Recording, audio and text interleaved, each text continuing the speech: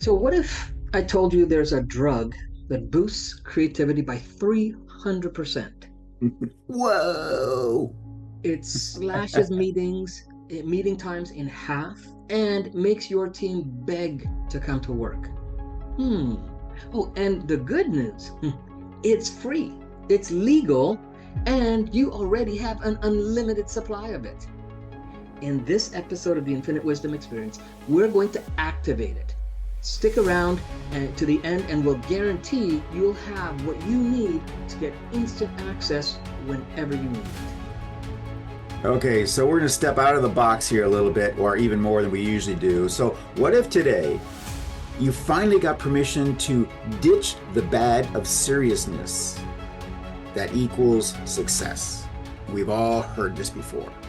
Because later in this episode, we're going to hand you a plug and play strategies that not only boost your results, but also make every Monday feel like Friday. So stick around, because by the end, you're going to have a toolkit to build a team culture where breakthroughs and belly laughs, they happen daily.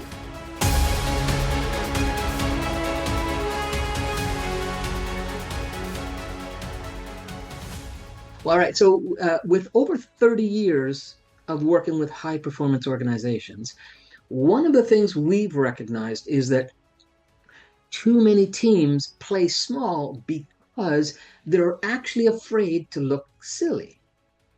But science and experience proves it. The edge belongs to those who can play. And we're breaking down the barriers to joy and giving you the keys to unlock performance that you didn't even know were possible. So get ready to experiment, improvise, and to win. Yeah, and we're going to do something really special today. So here's the deal. Our upcoming MicroMastery Challenge is just about ready to launch. And we're gifting 5 viewers a $497 value to those watching live, but only if you type in joy in the chat right now. Okay? So come on, we're here live every Thursday. You know this, and you should know it by now. So come on, if you are interested in something You like this, think want to see what's you going think on, after 5 years of every Thursday, they get it. exactly. So listen, about a month ago, a corporate team was drowning in turnover. And today they're hitting 170% of quota.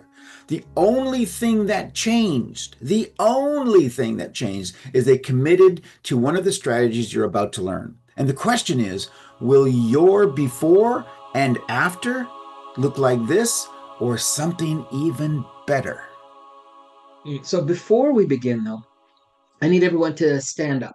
Okay, if possible, go ahead and stand up. Get up, and I want you to freeze. Just literally lock your body into the position you're in right now. Hold it and just feel that. Okay. Obviously, if you're in a situation where you can't do this at another time, or even just imagine and think of the tension that you might feel in the shoulders, the slight forward leaning, or that for many of you, this is your work mode, right? Stuck in one position, leaning forward, hunched over shoulders. It's the posture of seriousness, right? Let's get serious. Notice what that sense of that feeling is like, and then take a breath and shake it out. Okay. Roll your neck around, loosen your shoulders, and go ahead and let out, if again possible and appropriate, let out the loudest, dumbest laugh that you can muster. Okay. It's contagious. So other people might catch on to this too. And it might feel ridiculous. That's okay. Okay. Because by doing just that, what you did was in 5 seconds, you've lowered your cholesterol by 20%. Cortisol. Your cortisol by 20%. You boosted your oxygen intake by 40%, and you primed your brain to solve problems 30% faster. Welcome to most competitive advantage that nobody's actually talking about. I'm telling you, in today's society, we need this more than ever. That laugh just cost you nothing. but it paid dividends in your spreadsheet that your spreadsheet can't even quantify. So 2 weeks ago, we presented the first part of today's live stream, and we proved how laughter rewires your brain. And if you missed it, make sure you search the Unleashing the Laughter episode and check it out. But today, we're handing you the playbook to rewire your environment and your culture. Because the teams that will dominate this decade aren't the ones with the fanciest tech or the longest hours. They're the ones who've cracked the code on joy as a strategic weapon. And here's a hint, okay? Pay attention. Write this down. The $1 billion lie is that seriousness equals success. Hmm. So it's kind of in line with last week's interview. Let's do an autopsy on a corpse. Okay, it's a little morbid, but hear me out. I'm talking about the corpse of professionalism. Okay. A 2024 Oxford study of over 50,000 employees found that teams who scored highest on perceived professionalism, on that metric, they had 63% higher burnout rates. Think about that. They had 41% lower innovation output. That's crazy. And there's 57% more voluntary turnover. I mean, that's pretty ridiculous. That's pretty Meanwhile, expensive. meanwhile, teams labeled playful by HR, they delivered 2.3 times more revenue per employee, more revenue growth per employee. Per employee. Imagine this for your business or even your family. Imagine this kind of energy, creativity, and psychological safety in your own workplace. If you're ready to see what joy can do for your team, shoot either one of us a DM because one of the things we specialize in is custom joy curriculums for teams. So let's build yours together. So I consulted a Fortune 100 company where executives bragged about no laughter zones, especially in the R&D labs, which is crazy. Their innovation pipeline, deader than their meeting rooms. I'm serious. And when we swabbed their office, we could have swabbed their office surfaces and cortisol levels would have matched that of an ICU waiting room. I mean, think about that. Compare that to IDEO, where designers build pillow forts to brainstorm in and consistently rank #1 in global innovation awards. This isn't opinion, it's biology. Chronic stress shrinks your hippocampus, the brain's creativity engine, and that's by 8% annually. So we're going to compound that 8%. And ain't the good part of compounding. And that's dementia level damage from too many freaking PowerPoints. So let me give you hint number 2. The trust accelerator is laughter as a social lubricant. People, that's epigenetics. And notice what happens in environments where the fails suddenly feel smaller, less significant. Research shows that shared laughter is the alchemy that turns shame into connection.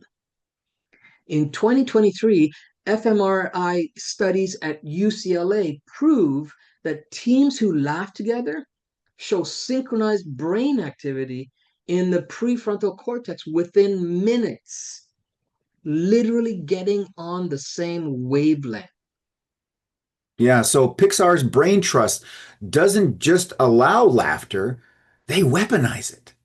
When there's a story of when Toy Story 2 was failing, they screened outtakes of Tom Hanks flubbing lines before brutal feedback sessions. And the result? $100 million disaster became their most profitable film. What was their secret? Well, Ed Catmull said laughter resets the emotional stakes. It's like emotional psychological judo. And that brings us to hint number three, that the play paradox is why constraints spark genius. So, you ever find yourself humming or singing and jamming out to your favorite song? What happens? Well, the singing forces your prefrontal cortex to stop overthinking. In fact, MIT's Play Lab found that adding absurd constructs like singing to tasks increases innovation solutions by 72%. And that's why Amazon's working backwards method starts with writing press releases for imaginary products. I've done that before. I was 5 and it worked really well. So the US Army's Red Team University trains strategists with Legos and improv games. I bet you never knew that. Their graduates spot threats 89% faster than conventional analysts. Why? Because play activates your basal ganglia, the brain's pattern detection powerhouse, and you literally see what others miss. There's another fact that an MRI scan comparisons analytical thinking versus play that states that they prove this. They've proven this. So this isn't just some willy-nilly like, oh yes, let's just play. We see this in Google. When Google first started, it works. And they're one of the biggest companies in the world. In fact, there's a story of a dispatcher who saved a life, not with seriousness, but with a well-timed joke. Okay. Navy SEALs, for example, train using a method called stress inoculation. It's where they expose recruits to challenges, high stress conditions, and even trauma in controlled settings. Then make them watch stand-up comedy.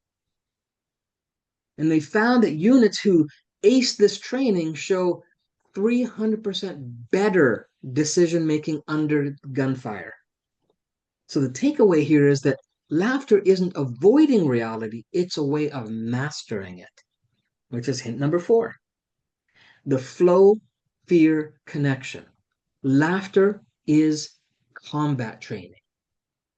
Yeah, so when SpaceX's Mars team hits walls, Musk mandates silly solution hours where engineers propose absurd fixes like let's train kangaroos as Martian ambassadors. Just out of the box, out of out of the freaking planet, obviously. But 17% of their patents originate from these sessions because play doesn't distract from hard problems. It dissolves the mental blocks. So here's this week's performance hack. We want you to do a 30-day culture audit. Okay, start with the psychological safety audit. And it's very, very simple. Okay, on a scale of 1 to 10, calibrate failures as learning theater. Okay. And then number 2, on a scale of 1 to 10, my last belly laugh at work was blank days ago. And then number 3, ask your team or evaluate your team or yourself or your family for that matter. Our leader's most recent vulnerable moment was.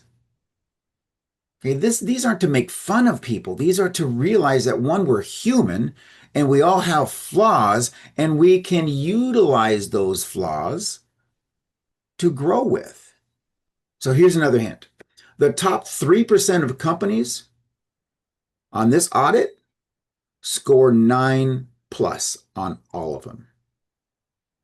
That means they're celebrating failure as learning, right? It's a learning theater. They're having They're good belly thriving laughs on on it. a regular basis. And Exactly. their leaders are showing vulnerability on a regular basis. Mm-hmm. So once you've done your audit, implement what we call the 5% play experiment. And here's how it works.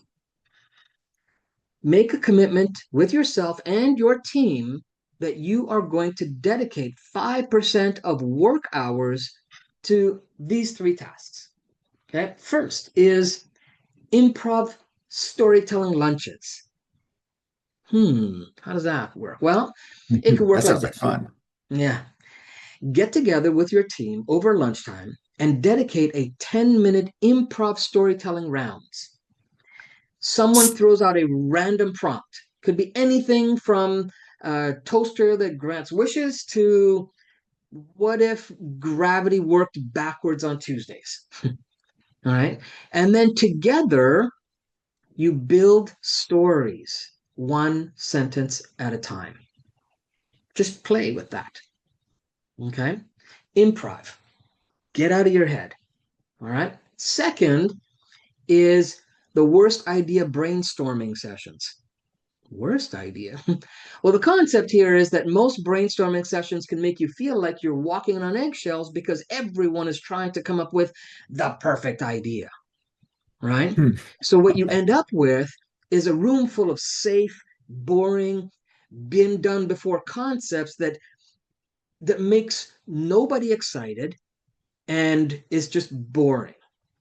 So flip it and do the worst idea brainstorming sessions instead. And here's how you do it. Bring up the same problems you normally do in your brainstorming sessions, but here's the flip. For the first 20 minutes, everyone is only allowed to pitch ideas that are unfathomable and would absolutely fail. The more ridiculous, the more expensive, the more time consuming, or downright stupid, the better. Okay? Then celebrate the worst ones before revisiting them and ask.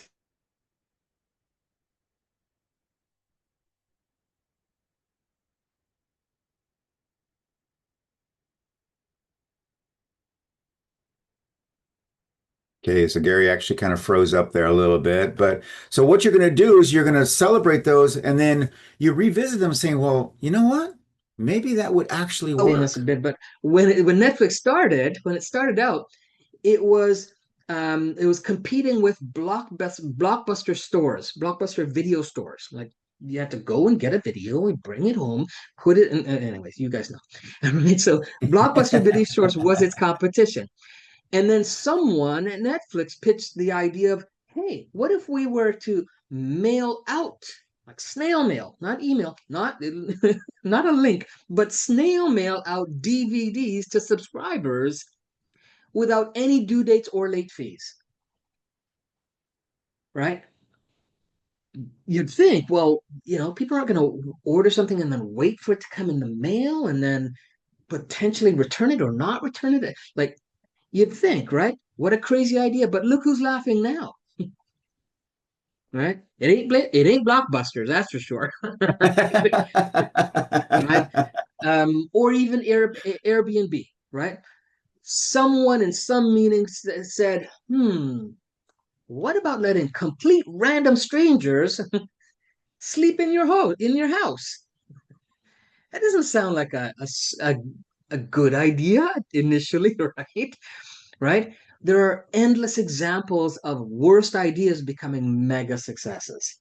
So have fun with it and see what happens.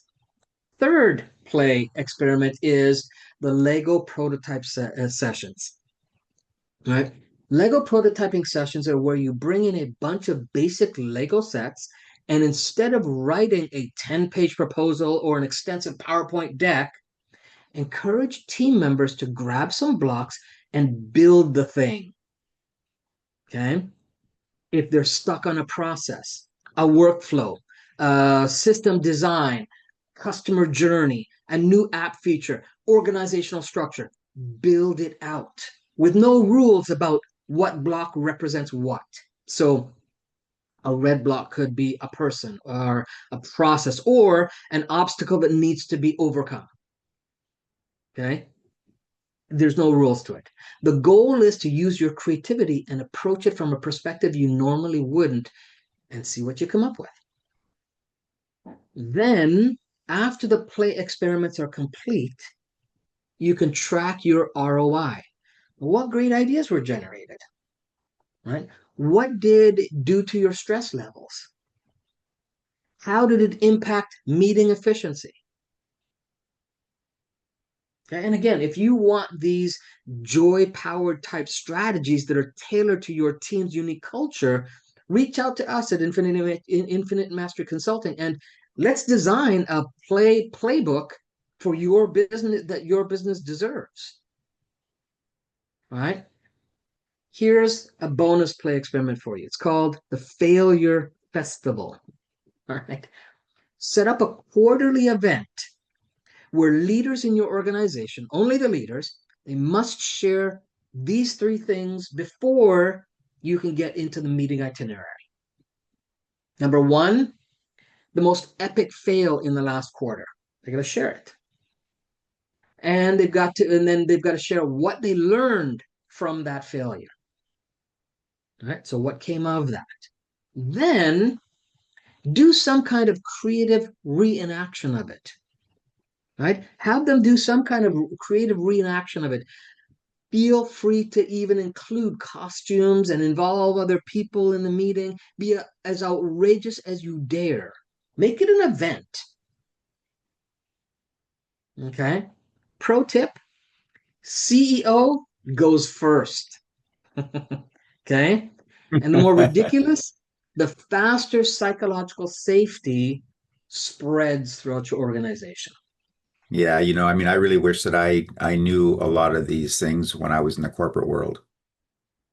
Um, I mean, I did very, very well, but I can't imagine how much better I would have done if I had implemented these types of things because I was very much that rigid, serious person. And as it kind of got later on, I started loosening up and actually things started getting even better and better. But these methods, they're amazing. Okay, so now I feel like I have to give them a bonus one too. All right, so here you go. And we call it the ultimate leadership dare. So for the next 30 days, we dare you to run this experiment. Every morning, ask your team, what made you laugh yesterday? Okay. And every Friday, replace one meeting with a play lab. No agenda, just curiosity. Just think about that. That just excites me all by myself.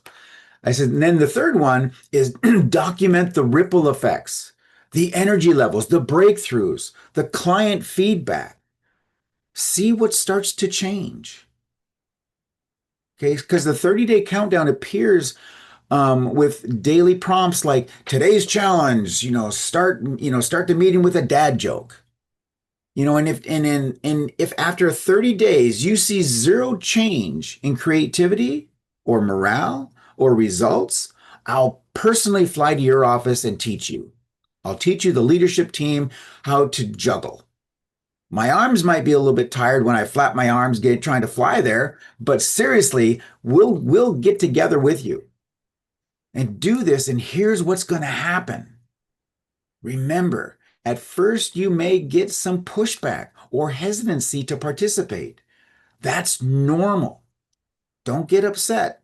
Tell them another joke, but be persistent. And before you know it, you'll notice quiet team members speaking up. Impossible problems getting solved in minutes. And that elusive culture that you've been chasing, it'll feel less like a program and more like magic. Because once again, if you can see the value and you're serious about next level results and ready to have some fun doing it, reach out and book a consult with Infinite Mastery Consulting and we'll help you turn laughter into your next strategic advantage. All right. So the final hint: the future belongs to leaders who understand culture isn't built in boardrooms. It's forged in laughter. All right. So, as promised, we gave you a lot of real world tools to work with today. So, thank you for walking this path to infinity with us. Whether you've joined us live or you're catching the replay and tuning in on your own time, know this: your presence matters. So, as we wrap up another episode, we leave you with a dare. We dare you to be exceptional today, tomorrow, and every day after that. And the only way to do that is to implement what you learn and learn from what you implement. And that's how your wisdom becomes your power. And that's how your path lights up from the inside out. We'll see you again on the next Infinite Wisdom Experience. I'm Gary Johnson. That's my buddy Ross See Arnston. you We'll there. see you later. Bye See you bye. next week. Bye bye.